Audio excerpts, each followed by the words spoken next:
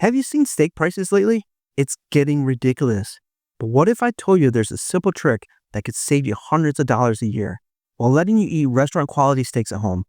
Once I figured this out, I stopped buying pre-cut steaks almost entirely.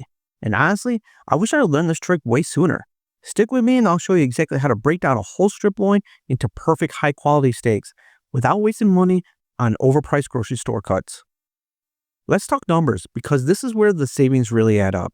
Around here, pre-cut, choice grade New York strip steaks cost about $18 per pound. But if you buy a whole strip loin, it's only about $10 per pound. That's an $8 per pound difference. And keep in mind, that's a choice, not even prime. When you're buying a whole strip loin that weighs 10 to 14 pounds, that's easily $80 or more in savings on just one purchase. But how much could you really save over time? Drop steak calculator in the comments and I'll send you a free tool that breaks it all down. Just plug in your local prices and see the savings for yourself. But this isn't just about saving money. It's all about getting better steak too. Most people don't realize, but when you grab a pack of steaks from the store, those steaks usually aren't even from the same cow.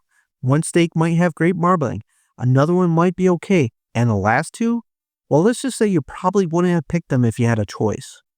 And you're still paying about $18 per pound for all of that. But when you butcher your own, you're getting steaks from one single, high-quality strip loin, and you control everything. How thick you want them, how much fat to trim, and making sure every single steak is top-notch. Once I started cutting my own steaks, I couldn't believe how much better they were. And I sure wasn't about to keep overpaying for those inconsistent pre-cut packages ever again. Alright, so now you know why butchering your own steaks is a game changer. Let's talk about how to pick the best strip loin at the store. First, look for a whole strip loin in a cryovac packaging. The airtight seal keeps that meat fresh. If the package looks bloated or has too much liquid, that's a sign it's been sitting for too long. Skip it and find a better one. Next, check the marbling.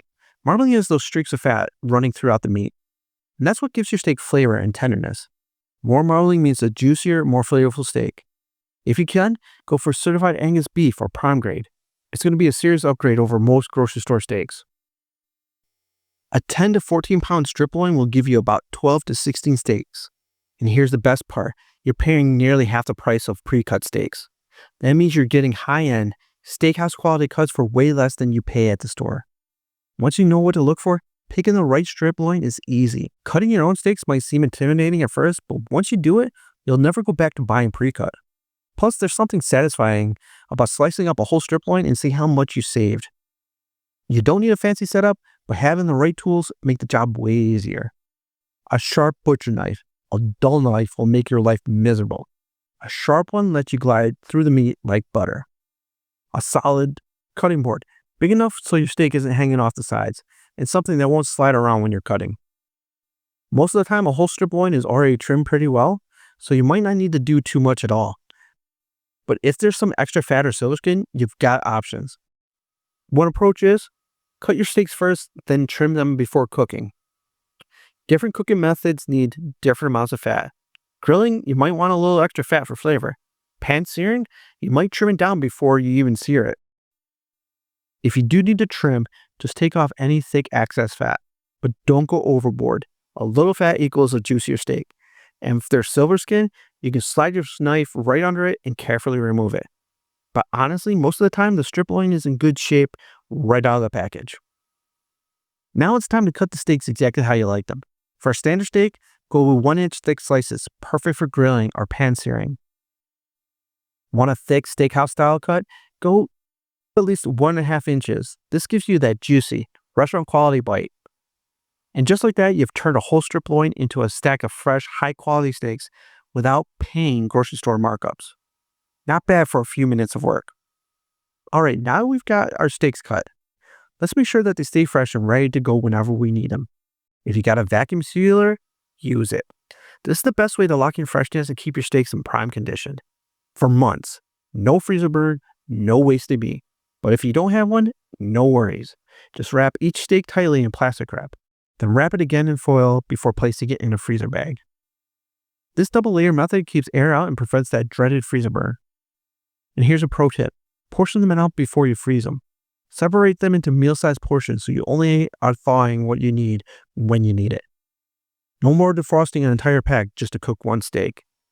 A little planning here means you'll always have restaurant quality steaks ready to go without ever overpaying at the store.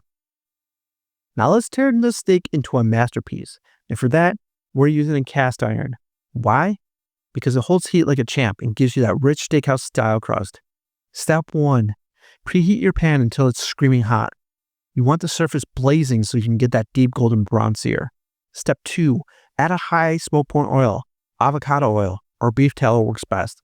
These oils won't burn at high temps like butter or olive oil. Now, place your steak in the pan and don't touch it. Let it sear for about 2 to 3 minutes per side. Resist the urge to move it. That's how you build that incredible crust.